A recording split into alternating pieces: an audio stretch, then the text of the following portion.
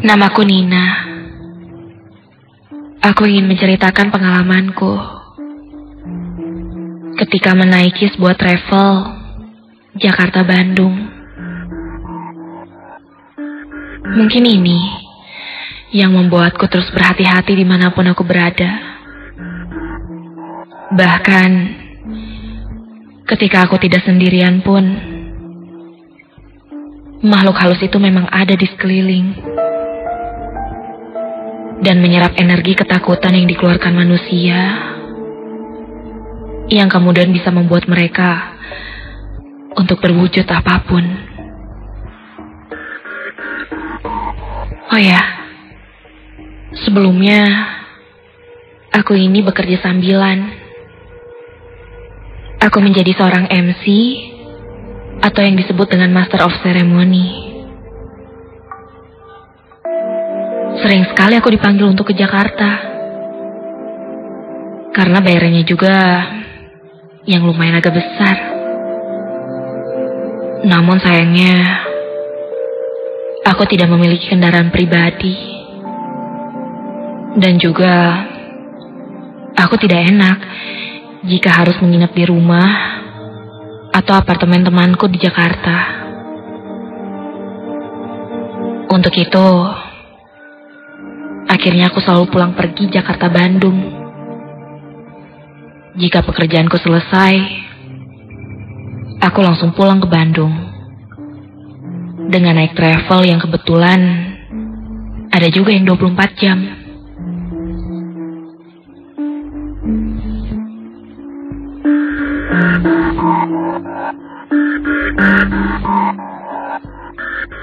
Acara yang sedang aku jalani ini rundownnya memang agak lama.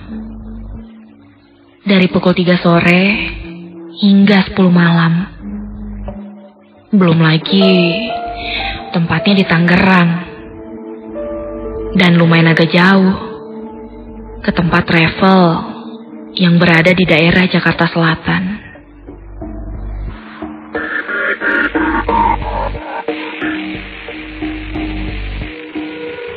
Saat itu temanku pun mengantar hingga ke travel dari Tangerang.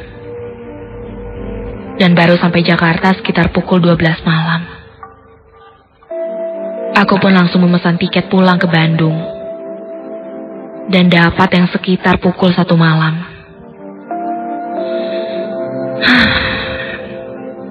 Ya sudahlah, yang penting cepat pulang ke Bandung.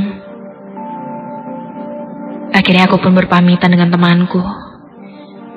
Dan aku pun menyuruh dia untuk pulang. Karena sepertinya temanku ini sudah kecapean. Kulihat memang di tempat travel itu sangat sepi. Hanya ada sekitar 1 orang saja jika kulihat. Seorang bapak-bapak sedang duduk menunggu travel dengan membawa tas ransel dan kopernya yang kulihat juga besar sekali. Kemudian aku pun menitipkan beberapa barangku ke petugas travel dan menanyakan di mana toilet itu berada. Namun ia mengatakan toilet agak jauh dan harus masuk hotel dulu. Males banget deh. Badan udah capek gini, jalannya jauh juga ke toilet. Udahlah tahan aja. Nanti aja kali ya di rest area. Gumamku dalam hati.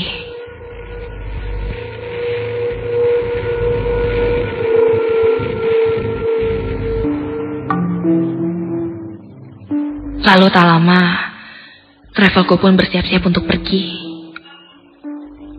Aku sengaja memilih di bangku nomor 5 di belakang, supaya nantinya aku bisa selonjoran ke bangku lain.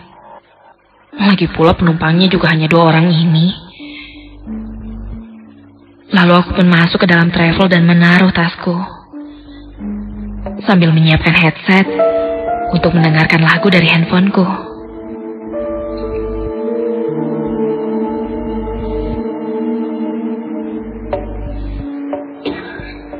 Kemudian, pintu travel terbuka begitu saja. Dan masuklah penumpang lain di travel ini. Namun dia membuka pintu yang ada di sebelah bangkuku. Dan dia permisi untuk masuk. Aku pun membuka jalan sambil berharap penumpang ini tidak duduk di sebelahku. Namun ternyata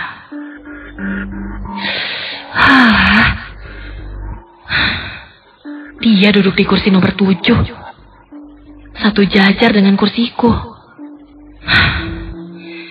Kalau gini caranya, aku gak bisa selonjoran nih. Lalu dia pun duduk. Kulihat penumpang ini adalah seorang perempuan, namun tidak membawa barang apapun.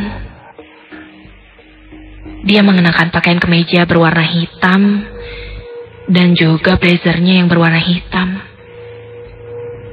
Lalu sepertinya dia mengenakan rok juga yang berwarna hitam. Dan dia menggunakan high heels. Rambutnya digulung dan mukanya pun cantik, seperti di makeup. Aneh, jam segini pakaiannya kayak mau ngantor deh. Mungkin di Bandungnya ada meeting kali ya.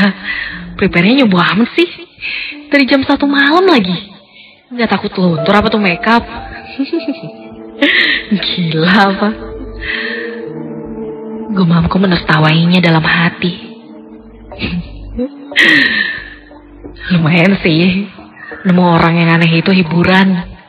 Biar gak bosen kan lama-lama di travel. Lalu dia pun berkata kepadaku, "Maaf ya, saya duduk di sini. Saya takut kalau duduk sendiri di belakang." Lalu aku pun hanya membalasnya dengan tersenyum. Karena sebenarnya aku ini sangat kesal sekali dengan wanita itu. Aku yang tadinya ingin selonjoran sampai Bandung, malah jadi nemenin wanita yang ketakutan itu.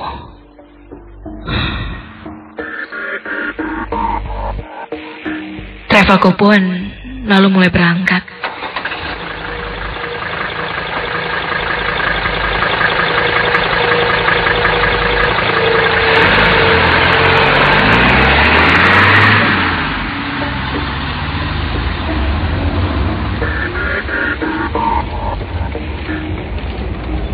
Aku pun mulai masuk tol dalam kota, lalu ke tol Cikarang, dan masuk Cipularang. Sepanjang perjalanan, aku mendengarkan musik dari handphoneku dan memandang dari jendela ke arah pinggir jalan tol yang terlihat sangat gelap dan hanya pepohonan besar. Ya, aku malah jadi kepikiran yang aneh-aneh. Bagaimana ya jika aku ada di sana sendirian dan ditinggal travel ini? Bahkan aku juga membayangkan ada seseorang yang mati terbunuh di sana sekarang.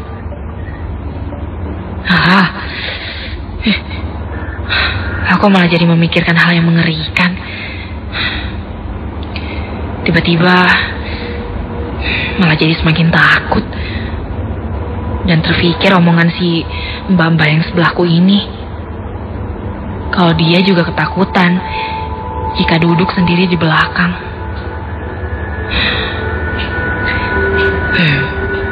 Tiba-tiba merinding.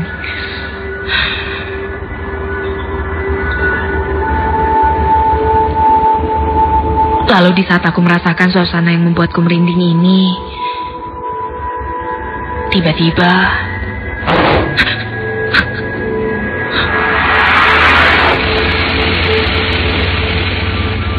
terdengar seperti suara batu yang terlempar ke arah travel ini dan tepat mengenai pintu yang sejajar denganku. Jantungku pun lalu berdegup dengan kencang. Aku merasa sangat kaget. Batunya memang tidak terlihat, tapi seperti sengaja dilempar dari arah pinggir tol hingga mengenai pintu. Lalu aku pun melihat ke arah Pak supir, dan dia hanya terus fokus menyetir. Dan juga aku melihat bapak-bapak di depanku juga sudah tertidur. Namun ketika aku lihat ke pinggir, wanita sebelahku ini malah menatapku. Aku pun langsung merasa canggung dan merundukkan kepalaku. Lalu kembali melihat ke arah jendela lagi.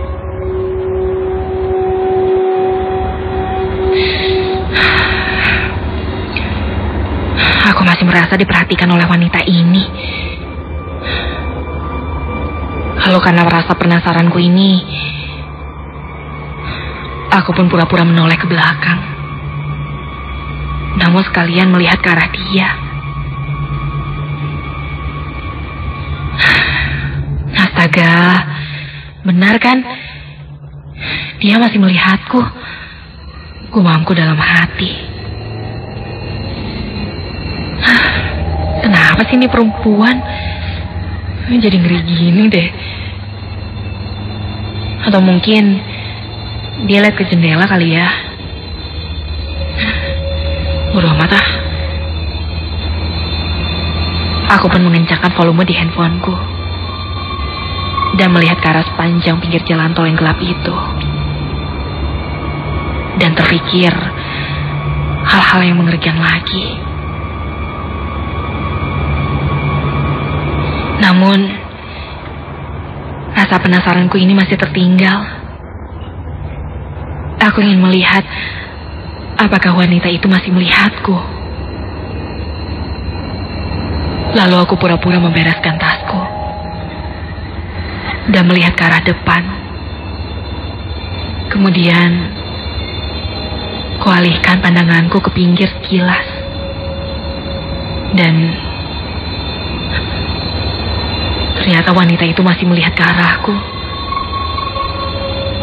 Dengan tatapannya yang kosong dan matanya yang terlihat hampir semuanya hitam.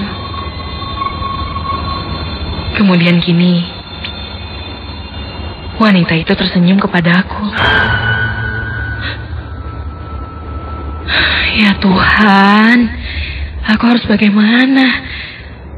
Wanita itu memergokiku sedang melihat ke arahnya. Lalu aku pun balas tersenyum kepadanya dan kembali melihat ke arah jendela. Beberapa saat kemudian, kerisauanku ini mulai menurun. Ketika kulihat wanita tersebut sepertinya tertidur. Dia merunduk.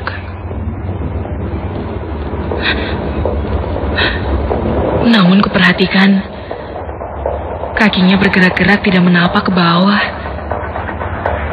dan sambil berayun-ayun.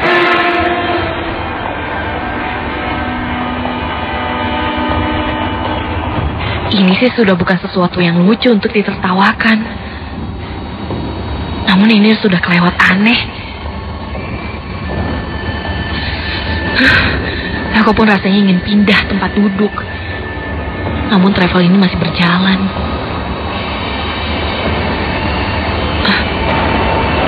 Kini, wanita itu seperti bernyanyi dalam hati.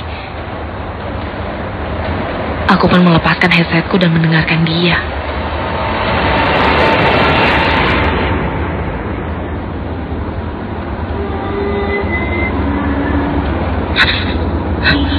Astaga, ini orang kenapa sih?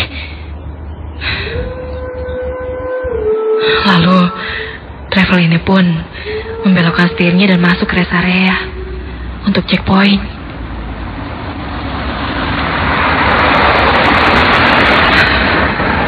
Syukurlah, Aku juga sudah tidak tahan karena menahan ingin buang air kecil dari tadi. Aku pun segera membuka pintu dan berjalan langsung ke toilet. Dan sempat terpikir untuk pindah tempat duduk. Namun aku takut kalau nanti wanita itu tersinggung. Dan akhirnya aku harus sabar menahan duduk di sebelah orang aneh itu. Lalu setelahnya aku pun masuk ke travel itu lagi. Ketika aku masuk, hanya ada aku dan bapak-bapak yang duduk di depan.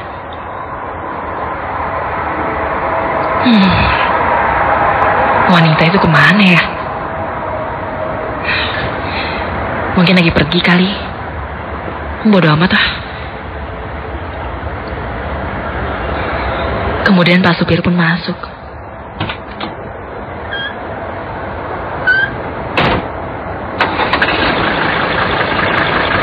Mengecek penumpang, lalu memasukkan gigi satu dan menancap gas.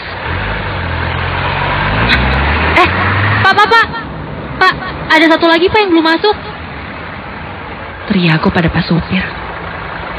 Lalu Pak supir pun memberhentikan mobilnya. Dan dia melihat ke belakang.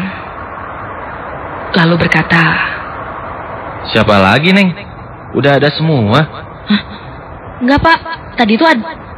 Belum sampai aku selesai bicara, aku melihat wanita itu kini duduk di belakangku. Oh, yaudah Pak, jalan aja deh.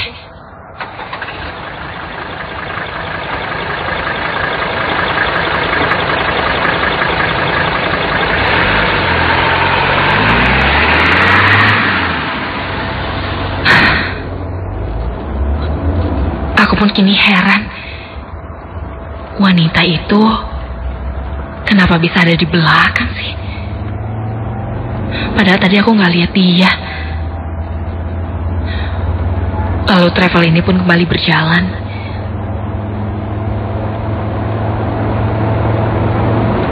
Sekitar kilometer 90.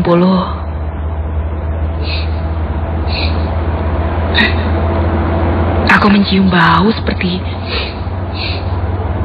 bau busuk atau bau sampah. Aku tidak tahu ini bau apa yang jelas. Ini baunya sangat tidak enak. Aku pun menutup hidungku dan melihat ke belakang. Namun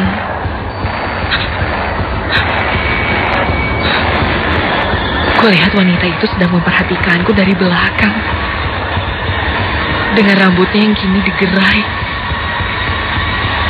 Aku pun kemudian membalikkan badanku.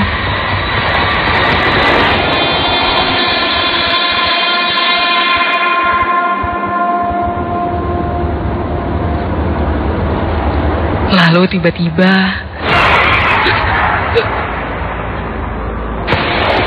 badanku tiba-tiba ditepuk dari belakang, sangat keras. Aku pun lalu melihat tangan yang menyentuh pundakku ini. Dan tangan tersebut terlihat jari-jarinya tidak utuh. Jari telunjuk dan kelingkingnya seperti bengkok dan kukunya berwarna hitam. Lalu kulitnya seperti melepuh. Aku pun kemudian perlahan membalikkan badanku ke belakang. Dan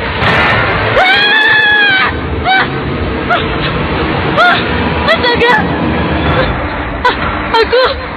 Aku melihat sosok wanita dengan kepala yang berdarah hingga mengucur ke mukanya.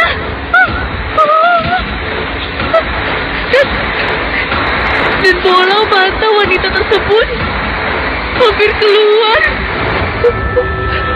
Tangannya masih memegang pundakku Dan wanita itu kini berkata, "Lebih saya di sini." Sosok wanita itu tertawa cekikikan. Karena aku takut, akhirnya aku pun langsung berteriak.